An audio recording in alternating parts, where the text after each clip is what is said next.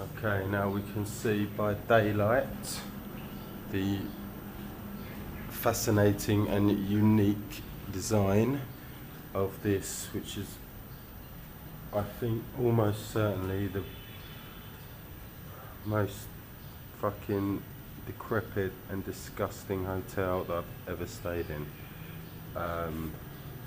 More about that in a moment, but I would like you to appreciate the architecture, and I would like you even to consider staying here for the experience alone, because this is the kind of thing, you know, that travelling's all about, really. And you know, if it weren't as bad as this, I wouldn't have a story to tell you now today, but I have. So you also can have a story for your friends if you come and stay at a place like this.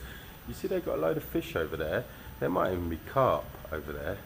That's the fucking irony. That's like a really valuable fish, and it's in this cesspit. They're all in one place over there. It's probably like the only place where it's still clean enough to breathe the water. Can you see it in the corner? Congregation gold. See, there's a couple of ones with black spots. That's why I think it could be like some kind of carp. There's a lot of them though, eh?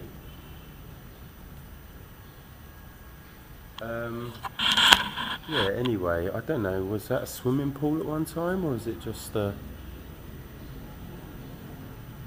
set piece, a centerpiece? I think maybe it was a swimming pool. Yeah, this is what I mean. Let's go in this little derelict room here.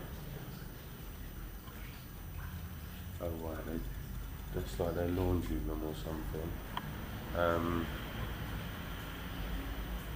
But I get the impression that like there are not really any guests in this hotel. If I'm in like the top of the range room, well, first of all, what are the economy rooms like? You know, it's frightening, really, isn't it?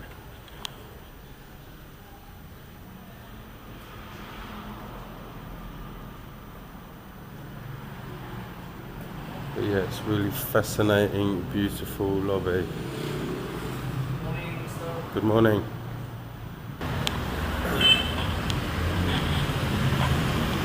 Yeah. Here's it from the outside. Hotel Lawas Mamas. Alright.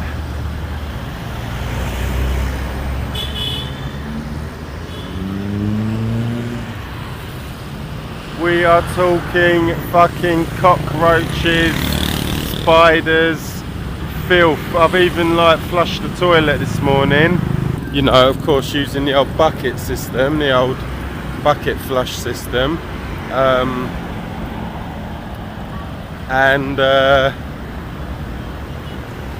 You know, even that has all started coming up the drain at the back or out of the back, something like that. It's just like, I don't know, it couldn't get much worse, that room. And for the price, 200 in this kind of area, it's really expensive. In all of Indonesia, I don't know, it's low range, you know, it's not the most expensive, but you also would expect something much better than that, man. You fucking would expect something clean, man. Anyway, it's appalling, really.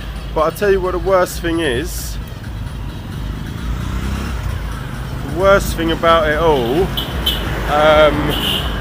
is last night, basically, the woman's knocked on my door. She's come in my bedroom, right? Like, which is, again, they don't really know the boundaries of like not just walking straight in your room. That is just the thing of the people. I mean, that is part of the reason why the people are nice, because they have such openness, you know what I mean? They have such, you know, they lack these boundaries, these false boundaries that we manufacture in the West. Like, you can't do that, or you can't say that, or you can't, you know, it's like, how can I give a, you know, talking while you're eating and all that, like little silly things that we invent problems about, but really they're not a problem. And yeah, one of the things, you know, there's a general it's generally less emphasis on like privacy in Asia than there is in the West, actually. But anyway, the point is, the woman has come into my room and she's brought with her a fucking girl, right? And the girl, it's hard to say, man, I don't know. I think I would have said she was about 18, but easily could have been less. Do you know what I mean? Easily could have been less. You can't really tell in this part of the world, you know. And you know, that ain't the worst thing in the world for me, you know what I mean? But not like that, you know what I mean? Not a fucking woman coming into my bedroom and pimping her out to me. Do you know what I mean? If I met her just like outside or something, or in a nightclub or something like that, it happens. Do you know what I mean? I ain't saying ethically that is a massive problem for me, because it is what it is. I'm a man, she's a woman. It's up to fucking her, it's up to me. That's my philosophy on the subject. It does happen, you know. I don't think that's really the biggest problem, but it's the fucking pimping part that I don't like, really, you know, of a young girl, of an old woman trying to be like, look, you come in here with this man and we'll fucking sell you to him, you know. It's disgusting, really, isn't it? So yeah, I obviously, you know, was like, what do you want? What do you want? Why are you in my room, both of you? Oh yeah, and that's the thing as well, because we're in fucking Aceh.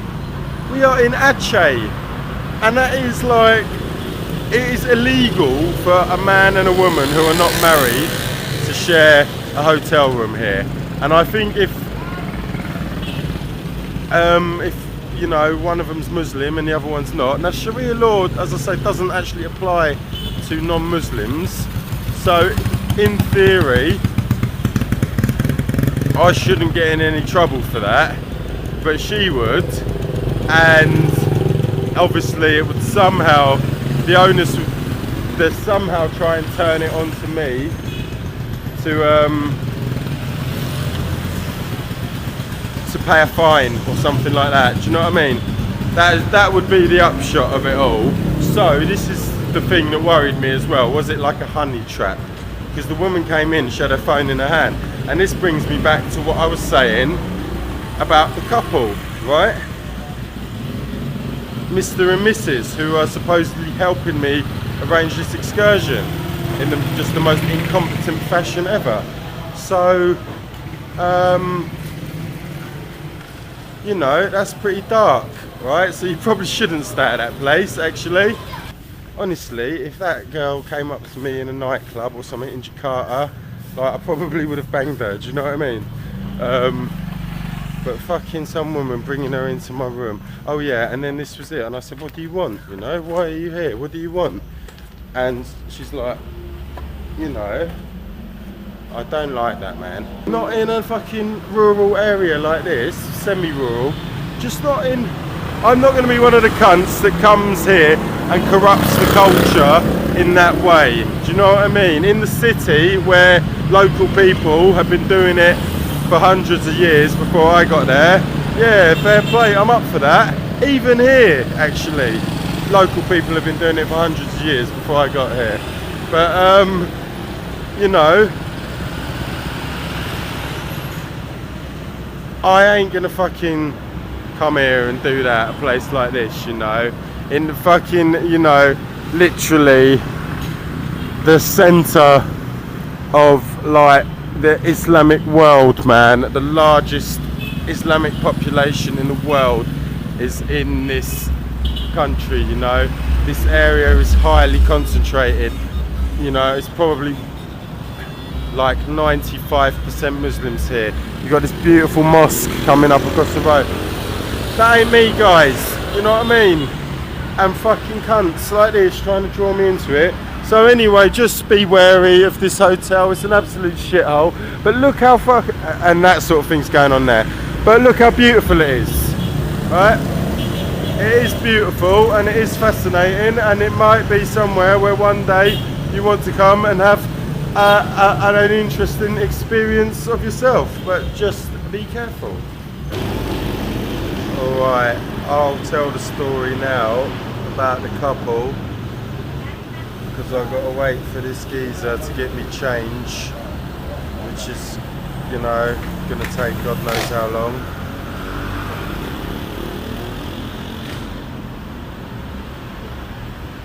So they're in my room and they want to take photographs, you know, like me together with the husband, me together with the wife, three of us together, etc. And it is going on a bit too long, yeah? It is fucking going on a bit too long.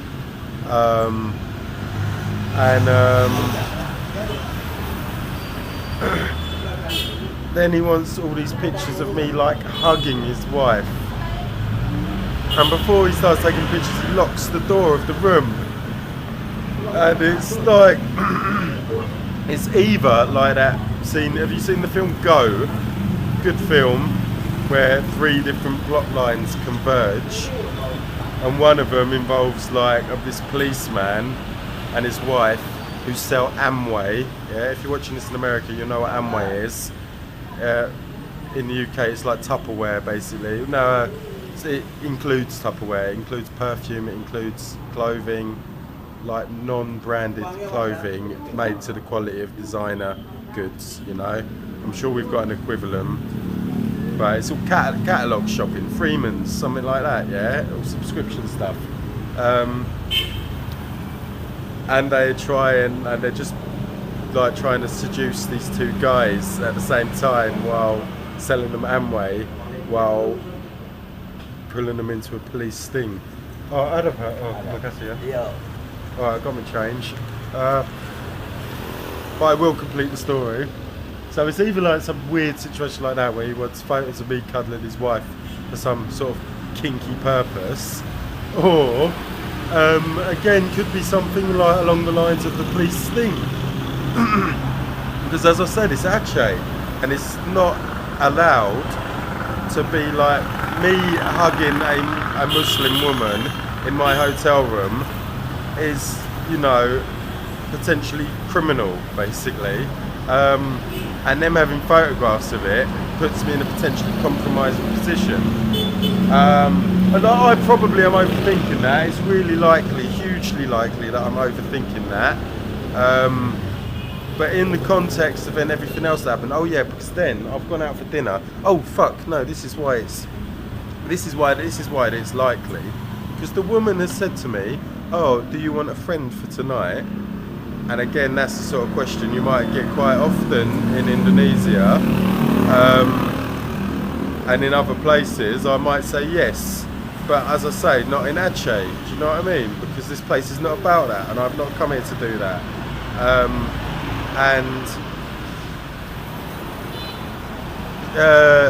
Then she's texting me, my younger sister will come out with you if you want.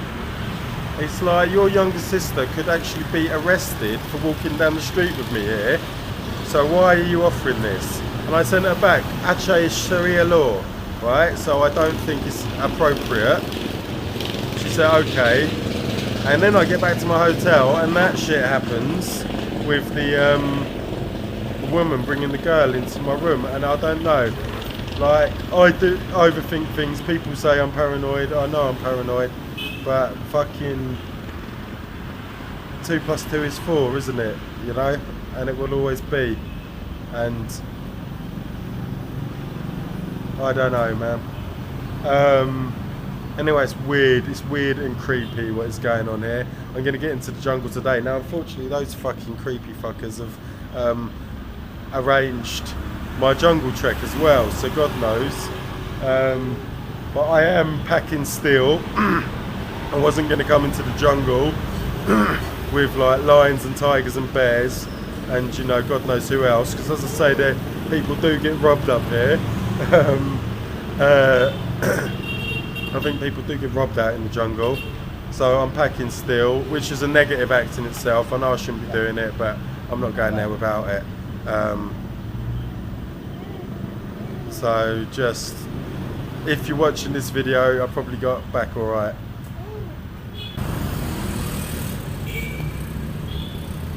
Right, to top it off, there was a big supermarket here last night and now it's disappeared.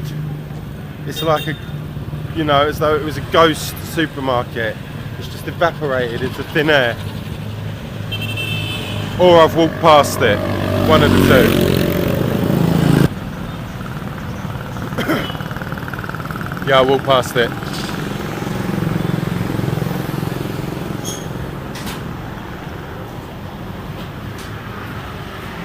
Sudah buka Mbak? Belum?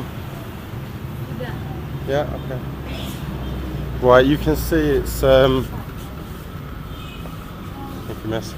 You can see it's a nice big supermarket, got everything that you might want to buy, fully equipped. Beautifully equipped actually. Look at the merchandising and that. Oh, the owner should be proud of his staff, I think. Very, very well merchandised shop. Very clean, very nice. Mbak, ada tolak angin? Oh yeah. Oh, tolak angin anak. Oh yeah, yeah.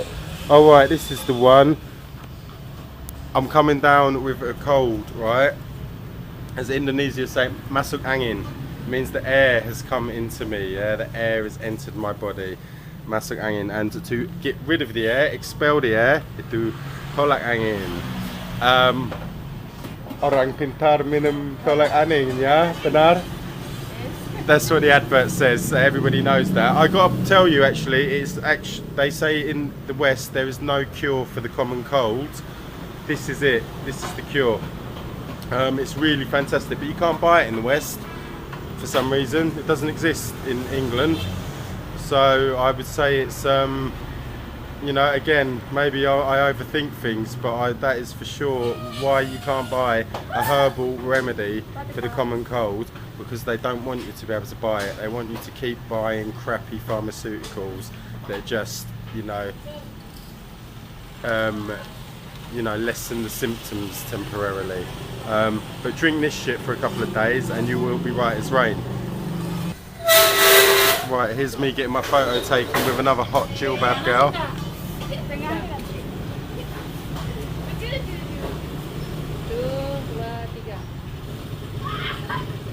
Tapi kabur, coba biar. Sekali lagi ya. Lagi ikut lah.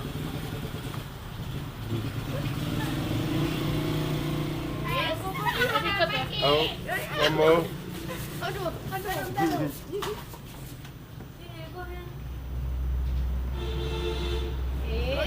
Good. Okay, makasih. Oh, belum bayar. Mau kemana sekarang? Ke hutan. Hutan. Ya. Cari orang hutan, tiger. Pernah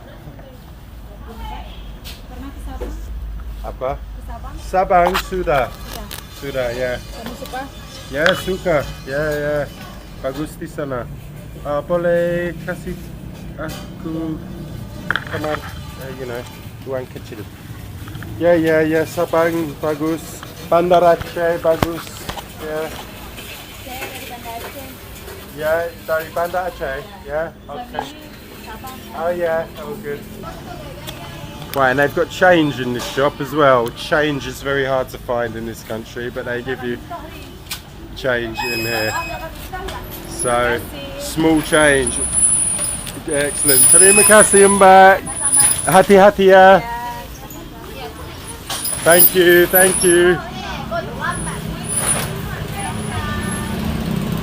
Right, here's another little story about the hotness of jilbab girls.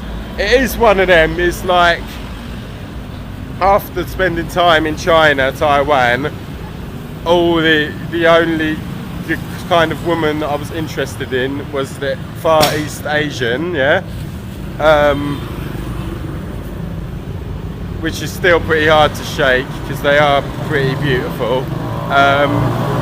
But then after living in Indonesia, it became like this, you know, Indonesian, a lot more darker women, or I don't know, it looks like they've got maybe some kind of Latin blend or something like that. I don't know, probably a result of colonisation, I'm sure, because the Far East Asians are basically some of the purest races, some of the most unmixed races in the world, you know, likes of Chinese and Korea and Japan. Well, what they're mixed with is Chinese, basically, you know. Although I'm not sure about the Japanese. I think the Japanese might have had some mix. Anyway, that's another subject. But Indonesia, they've had some mix, right, as a result of colonisation. And you get so many here, including Chinese, but some of them also very, very light skin. And I think obviously there's a big Dutch influence. There's got to be a massive fucking Dutch influence, hasn't there? You're not telling me that they didn't, you know, spend all these years here without doing some serious fucking, you know? British as well, all that. I don't know, some of them, the size and shape, a bit more like Latinas in a way, you know? People have called Indonesians the Latinas of Asia, you know? So yes, like that. But it's like my next phase now, spending time in this northern Sumatra, it's the jilbab. Just it's now presenting some kind of allure to me. And I would like to say, because, you know, as you might know, I'm pretty much a fan of Islam in principle. Not that I would ever follow any organised religion, not that I believe that that's necessary, and I do believe that there are far too many prescriptive elements of it.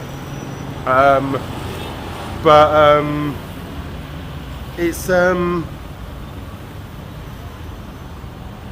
that I'm actually starting to think that maybe women like covering themselves up, they still look attractive, you know, and you still would be attracted to them, and you wouldn't have the problems of now that we have, you know, of like only being attracted to a woman when she's dressed like a tart. That would be a special thing. Well, like a problem I have is like not really being excited by a woman if she's naked, because I've seen so many naked women, you know, not just in my personal life, although I have seen a few, but in pornography, do you know what I mean? And like, you can't watch pornography here either, so that's another good thing, you know. And I just think maybe if women covered up in general more often, it probably would be a better thing to promote healthy relationships and things like that. And the reason I'm saying it is basically because so many people have talked. I've said to them, my main issue with all this Sharia law and all that, main thing is like, if these women can't have the choice, so they must wear these, but they don't have the choice, that is a problem for me. Now, I've known plenty of these girls in Jakarta and elsewhere that absolutely wear that by their choice. Absolutely, it's their own free choice. And their parents don't force them or anything, but they want to do it because they have this culture and they wish to follow this culture.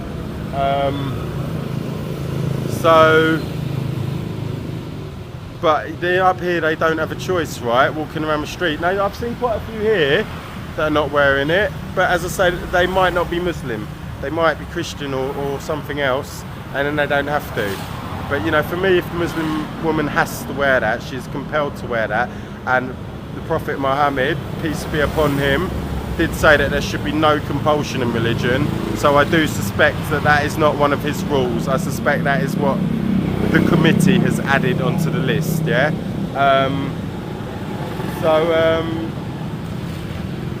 Yeah, but anyway, the point is, I've said that to a couple of people up here, up this end, and they say, number one, some of them say, well, no, the women do have a choice still. I think maybe they misunderstand something, or probably I misunderstand something, it's more likely, isn't it? And what's the other thing? But more to the point, you know, they've explained to me that all of this, it's not really to control women, it's not to oppress them, but it's to protect them. And it is all owing to the fact that in Islam, women are considered to be of very high value and should be protected and prized and treasured. And you know, for sure, absolutely for sure, there is an element of you know, institutionalization in this way of thinking. You know, perhaps they're not they don't know the alternative, right? But at the same time, this kind of culture certainly protects women more than the Western way of constant sexualisation and objectification. And don't get me wrong, I've been as guilty as anyone of doing that in my life. And you know, that's one of my favourite pastimes, in fact, is the objectification of women. I've had a lot of pleasure out of it, but that doesn't make it right, does it? You know? In fact, it's, you know, certainly not right, and it's certainly corroding my soul from the inside. So, again, spending long periods in a place like this, perhaps not this fucking sinister place behind me, but you know, generally in the general area, I mean, women like that in the supermarket, the women like what I met in the radio station yesterday, just good people, man, really good people. And you know, maybe that would be a good thing, to be surrounded by women like that, and maybe you would view women differently than you do, or I would anyway. So that's another little bit about Islam and how we don't really understand what it's all about in the West, and it's supposed to be something quite different than it is. Anyway, I've run out of steam. You can tell the steam's gone, innit? I've got to get going. I've got to fucking get into the jungle. So I'm going to go back inside the house of evil. Dun dun dun.